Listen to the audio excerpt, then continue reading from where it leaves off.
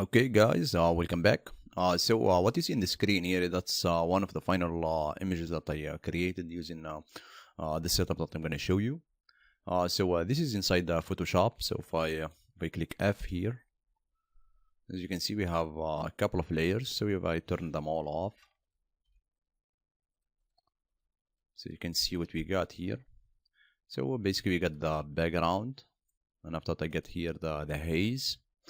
And after that, I got like the back bottom clouds.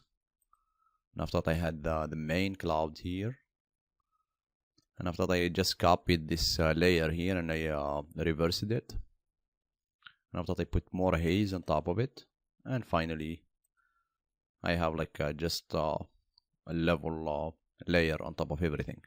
So that's one look. The second look is this one here. And I created basically this look inside the After Effects. It was the same setup. I only just used one of the preset looks and I applied it, and that's what I got. So yeah, that's the final output that we're going to be aiming for. So we're going to move next to 3ds Max and see how all of this stuff is done. Okay, so let's start. First thing, let's create our particle flow. Before we do that, I'm going to just hide all the extra menu that I don't need. I'm going to press Ctrl plus X. And I'm going to hide this one here too. But before I do that, I'm going to go to rendering, render setup. I'm going to just set up my rendering. I'm going to use the default scanline renderer. And I'm going to use an HD TV. I'm going to set it to 1280 by 720. And close it. Now I can hide this one. And that's how I like to work. I like to work in a clean environment. I'm going to change the background to black. That's how I like working with the particles. I'm going to press Alt plus B and I'm going to get the viewport configuration, use environment background and click OK. Now I'm going to click 6. And I'm going to split my screen between particle view and 3ds Max. I'm going to control right click. And I'm going to try to create my emitter first. So I'm going to just create a plane. I like emitting a particle from geometry to give me more random. So I'm going to just create a plane here. I click F4. Control plus T, it's a custom shortcut that I added to 3ds Max so I can enable my command panel whenever I want. I'm going to just increase the width segment. I'm going to press G to hide the grid here. Okay, that should be enough. I'm going to go to the top viewport. Click convert to uneditable poly. Click wannt to go to the vertices mode. And just start moving the vertices. Click W.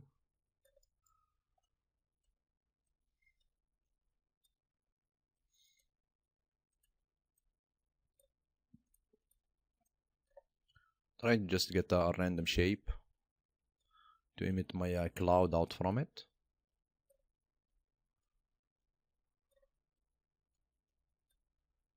And want it to be just a simple rectangle. Okay, that should be enough. What I'm gonna do now, I'm gonna add the turbo smooth on top of it. I'm gonna give it 2 iteration. Add the noise. I'm going to set the Z to 10 and lower my scale.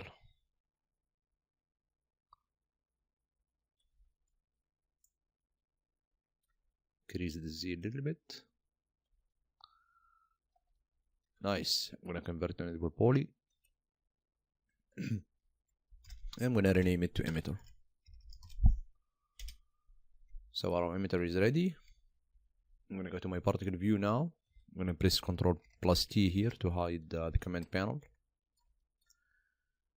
I'm going to right click, new particle systems, empty flow. I'm going to change the viewport count to 100%. Set the upper limit to the max. And the viewport, set it to the same as the render. Make sure you do all of these steps. Now I need a birth operator. I'm gonna connect it to my PF source. I'm gonna set it to emit start at 0 and end at 100. I'm gonna give it 5000 particle. Now, right now we don't see any particle because there's no position assigned to them. So I'm gonna right click, append, operators. I'm gonna actually create a data operator instead of using a position object. I'm gonna create a data operator here. I'm gonna click auto update, edit data flow, and I'm gonna select this geometry here. Okay, what I want to spread the particle randomly on this surface here. So now what I'm gonna do with this emitter here, I need to know the position of all these points. So I'm gonna change this one here to point position. So basically now I'm getting all the point position here. So this one is a geometry input, so I'm gonna connect it to my emitter. And this one is a pair input, and the pair input has two values, as an integer and a vector, and usually the integer represent the number of the particle or the vertex, and the vector represent the position of that point. So what we need to do, we need to generate a random point on this surface. We're gonna use another geometry node. I'm gonna change it to random surface points. I'm gonna connect this one over here, and I'm gonna connect my geometry in here. Okay, now for our point position, I'm gonna output it as a position vector. Output standard, position vector, and connect it over here. Okay, and I want this to happen just once at the beginning of the animation. I don't want that to keep happening every time. I'm gonna enable just to do that for the first particles in the scene. So I'm gonna input standard, and I'm gonna say just a new particle in the event, and I'm gonna connect this one over here. So this operation here won't happen unless the particle is new in the event. Now what I'm gonna do, I'm gonna close this one. The particle, I'm gonna change them to red. As you can see, we already have one here. I'm gonna hide this geometry, and now we got our particles. Okay,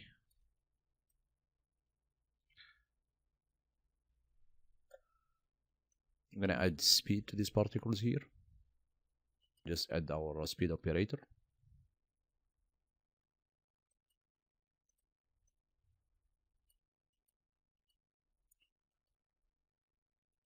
Okay, click reverse. That's what we get. Nice. What I'm gonna do, I'm gonna give them some variation. I'm gonna give them 180 variation. And the divergence, I'm gonna set it to 140. So that's what we get. Now we need to delete those particles after a certain amount of time, so we don't have them alive all over the scene here. So I'm gonna append operators, delete by particle age, and give them small particle age by 3 and variation of 2, and that's what we get. Nice. Okay, now I'm gonna unhide all so you can just see this geometry. So basically this is what's gonna create our clouds. So now I'm gonna just click G, P, go to the perspective viewport. I think now we are done with the PF source. Now it's time to work with the fume effects. I'm gonna maximize my scene here, close my PF source, Control plus T. I'm gonna go to the fume effects. I'm gonna create a fume effects container here.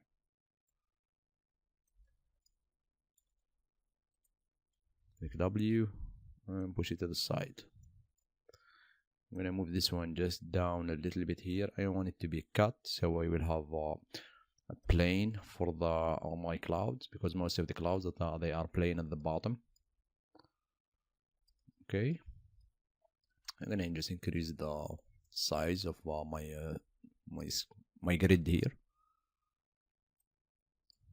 Give it 400 for width, and I'm gonna give it 350 for the length. Okay, I'm gonna select it. I'm gonna open it. I'm gonna go to the left viewport. I'm gonna create a light first. Standards. I'm gonna use a target direct. I'm gonna go to the directional parameters. Increase the fall off, and I'm going to increase the hotspot beam. Okay, and I just push it to the side here.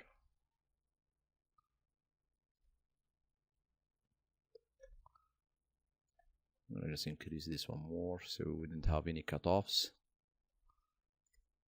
Nice. Now I'm going to go to the top viewport, and I'm going to create a camera. I'm going to use just a target camera. I'm going to select the camera target, Shift plus A, and align it to this plane. And for our camera, I'm going to click F12, and I'm going to zero out the X. Now I'm going to click C. I'm going to click Alt plus W. I'm going to just select the whole camera here by selecting the middle of the camera, and I'm going to push it up. I'm going to Shift plus F to see what we are looking through the camera. And I'm going to push it in. Now I'm going to select these two. I'm going to go to the motion. Actually to the hierarchy mode, link info, and I'm gonna like all of these so I wouldn't be able to move it. Okay, now it's liked. I'm gonna click Alt plus W.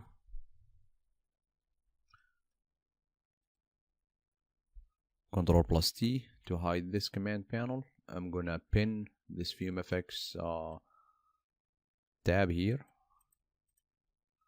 Go to object source, create from list, and I'm going to create a particle source. I'm going to add these particles. Select the PF source and click OK. The radius of our PF source is too small, so we're going to increase it. I'm going to increase the radius. Make it 12 and give it a variation of 100%. I'm going to enable this variation here and set this one here to 7 or 5. 5 should be enough, and that's what we're going to get.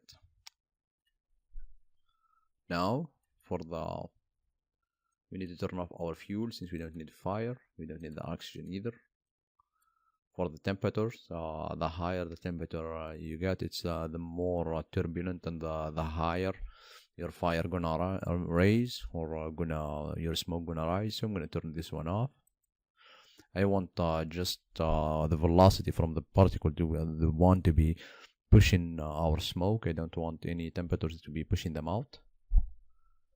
I'm gonna increase the amount of smoke, and this is it. Let's enable the color too here. I'm gonna set to voxel, so we can, if you wanna change the color of this particle, we could. It would be easy, just using the color parameter here. For the illumination, I'm gonna add my light. For the rendering, I'm gonna turn off the fire, and for the smoke, I'm gonna set enable cast shadows and receive shadows. And move on to the simulation. I'm gonna set the quality here to 10. I'm gonna lower my maximum iteration just to make it go faster. For the time scale, I'm gonna set it to 1.5. So we're gonna have a faster interaction in our scene here. So it's not like making the simulation goes faster, but basically the fire or the smoke interact or react faster to the changes in the environment. For the gravity, I'm gonna turn it off since the clouds, they have nothing pushing them down, they are just floating. Vorticity here, I'm gonna just leave it at I'm gonna use the second one. I really did not try it, so I'm gonna just up the vorticity strength here to 0.8, and velocity dampening, I'm gonna just leave it, and give turbulence, I'm gonna give it 0.05. For the noise, I'm gonna push it all the way down to 1, and for the detail, I'm gonna up it to 5. I want them to be to interact with the bottom of the grid, so I'm gonna set this one to -Z. We don't have fuel, so I'm gonna turn it off. For the smoke buoyancy, I'm gonna set it to 0. Dissipation minimum, I don't want my smoke to dissipate, so I'm gonna set it to the minimum 0.01, and dissipation strength 0.01. Everything else, I'm gonna leave it for default. I'm gonna just check simulate color here. The velocity, we're gonna check fluid mapping in case we need to add more detail using map. Under the general here, we have the smoke color, extra detail, and I'm gonna add the velocity to it. Probably we're not going to need it, but in case we want them, we could use them. Okay. Now for our spacing, as you can see now, render up to 4 MB, that's extremely low. So I'm going to set the spacing here to 2 for as a start. And I'm going to change my paths. Go to okay, I changed where I want to output my files. Now you should really go ahead and change the names instead of this generic name, but I know I'm going to be deleting this folder when I'm done, so that's why I really didn't bother by changing it. But in your case, you should really name them so you wouldn't confuse them with other simulations. So now with all that set, let's click Start Simulation. I'm gonna just open the preview. I'm gonna enable my shadows here so we can see it better. Oh, you know what? I'm gonna click Ctrl+T, and for the shadow parameters here, we forget to enable atmospheric shadow. Okay, now Ctrl+T, and now we have our shadows, and they are in my cloud. Right now that's basically like a small cloud, so I'm gonna just let it render probably like until frame 60 or so, and after to see, and maybe we're gonna let it render all the way to the end to see if it's gonna get cut off by any of those walls. So we'll be back when it's done. Okay, I'm at frame 88. I'm gonna just stop it here. There is no point in continuing because they are already cutting off from my camera, so I'm gonna stop it.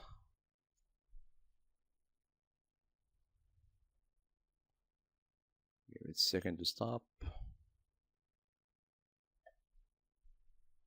Usually don't use the cancel button because it's going to give you a hard time when you're trying to resume your simulation. So just click stop button and just wait for it for a second. I'm going to go to the perspective viewport to see if my clouds are cutting off here. Yeah, they are cutting off. So let's say by frame 70. They are still cutting off. Let's see, 60. Yeah, 60 is good enough. So I'm going to go back to my C. That's the camera. So basically this is the cloud. As you can see, it has a nice shape to it. And now let's work a little bit on the colors. What I need to do, I'm going to just, instead of trying to guess in the colors what kind of color I want, I'm going to just grab a picture of clouds and sample the colors from there. So I'm going to click Ctrl+T. I'm going to go to the utility here, go to the asset browser. It's going to dig. So there we go. Click OK. And I'm gonna just select this geometry here, or this picture of clouds. I'm gonna click color clipboard, and I'm gonna sample some colors. A new floater. Let's say I want this. I'm gonna try to look for the darkest color in this image here. It's gonna be this one, and this one here. I'm gonna look for the probably the whitest. It's gonna be this one, and click OK. And for the third one, for the background, I'm not sure if I'm gonna use a gradient or not, so I'm gonna just sample a couple of colors. So that's one, click OK, and one lighter color. Okay, now I'm gonna close this picture. I'm gonna go to rendering here. For the smoke, for the color, I'm gonna set this one to keyless. Or we could say you could use a key mode. And I'm gonna set the outside here to be this color. Click OK. And the end, and pick this color and click OK. For the ambient color, I'm gonna select this very dark color here and click OK. Now with all that's done, let's just render a frame.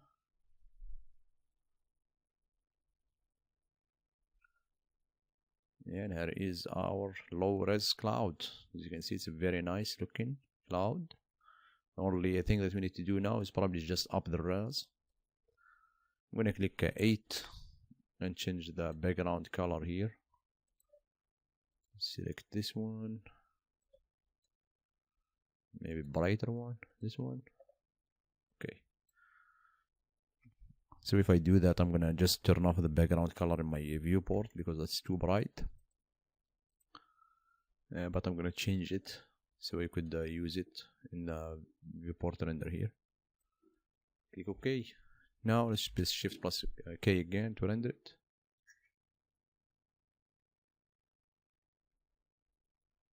And that's what we get.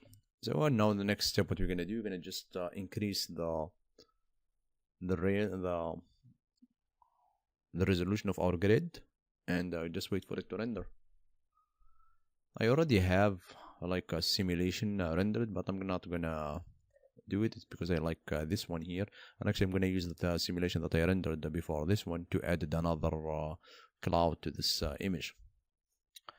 So what I'm gonna do, I'm gonna close this one now, go to generation. I'm gonna set this one back here to 1. As you can see, our size jumped to 400 by 350 by 276. And this probably going to take around an hour or so to simulate. So I'm gonna just pause the video here and wait for it to finish. So now it's finished for a while. Now I just get back to the PC. Let's see what we got. As you can see, we get a nice looking big old cloud here. I'm gonna click P to go just around it to see if the other views. I'm gonna click Ctrl plus R so we can just rotate around it. I'm gonna make this one smaller. Okay, let's see. It's nice. It seems like it's kind of cut off right here. So let's look for you could really render it like this, and you wouldn't see the cutoff here. But I don't want to be trying to cheat to cut that off. I don't want to be cheating trying to get that cut off. So probably frame 65 should be fine. Let's see. Okay, 65 is fine. Okay, 65 is clear. So let's say right here.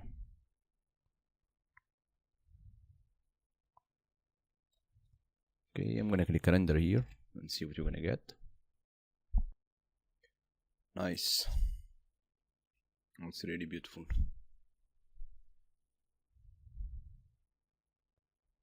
Nice, nice, nice. Now what I want to do, let's try to enable the multiple scattering here. Enable the multiple scattering. I'm gonna lower the smoke strength here to 0.5. I'm gonna enable the multiple scattering here in my viewport. I'm gonna use the GPU. Okay, make sure you use the GPU. As you can see, this side here is kind of too bright. So I'm gonna go to rendering. I'm gonna increase my visual fall off to 1.5. Maybe shadow fall off to 1.52. Okay, just with that, I'm gonna click C to go back to my camera view. I'm gonna render my camera view here. I'm gonna Shift plus K and render.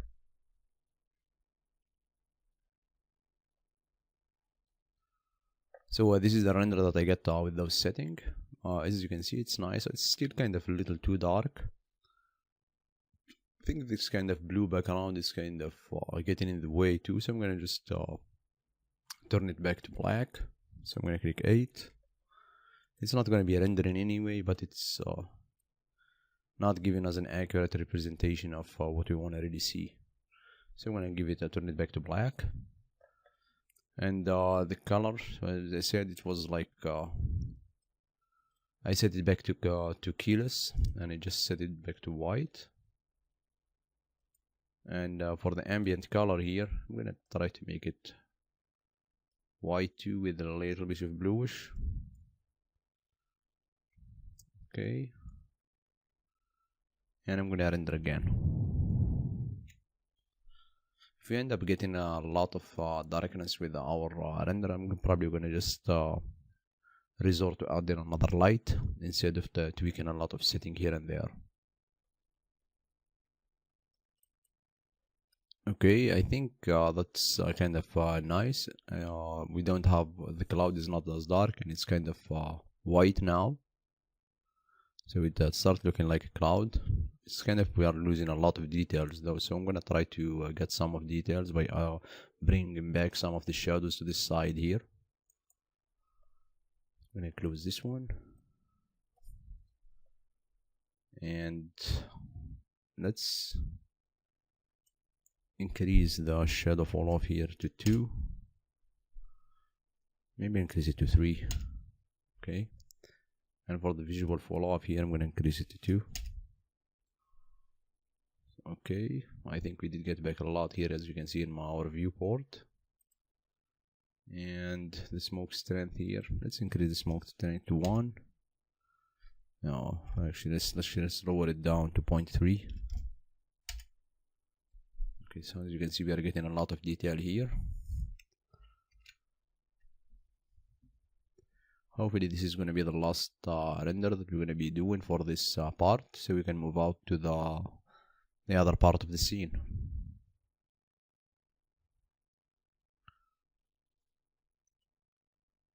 I think this is it. So what I'm going to do now, I'm going to try to get a better camp, or a better comp for our render. I'm going to just render one more piece. I'm going to select my camera. I'm going to go to the link info here. I'm going to unlock it.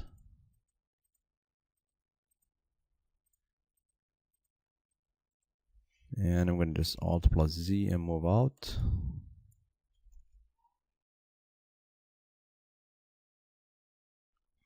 I have to unlock the target too.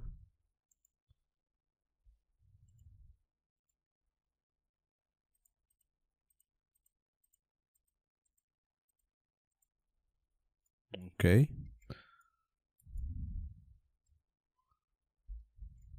Okay, so select my camera. Okay.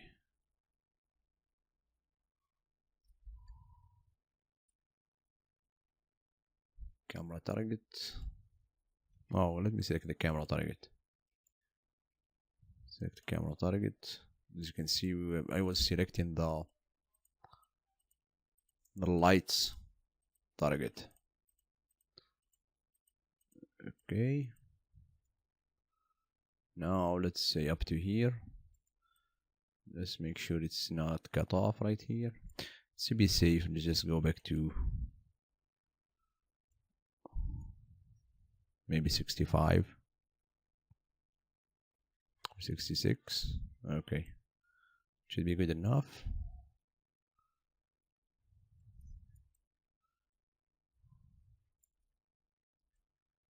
Looking for one frame that I like. Say I like this one here.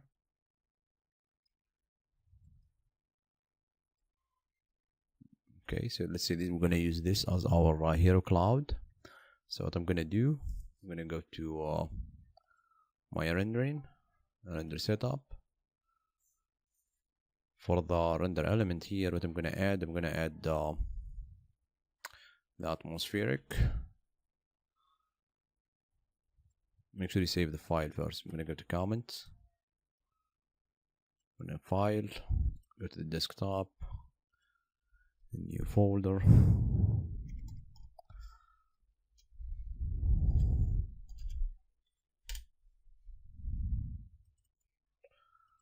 name it Hero Cloud. Okay, and as an EXR, and save it and click OK. Now we're gonna go to the render element. I'm gonna click add. I'm gonna add the atmospheric. I'm gonna add the fume effects smoke, fume effects velocity, and Z depth. Not sure if lightning gonna do anything. Say the shadows. I'm not sure if we're gonna get them shadows, but okay, just these are fine, and click OK. And they should be all be set to be saved in the same directory that we saved the other file. As you can see here, they are all set to be saved. So I'm going to click render.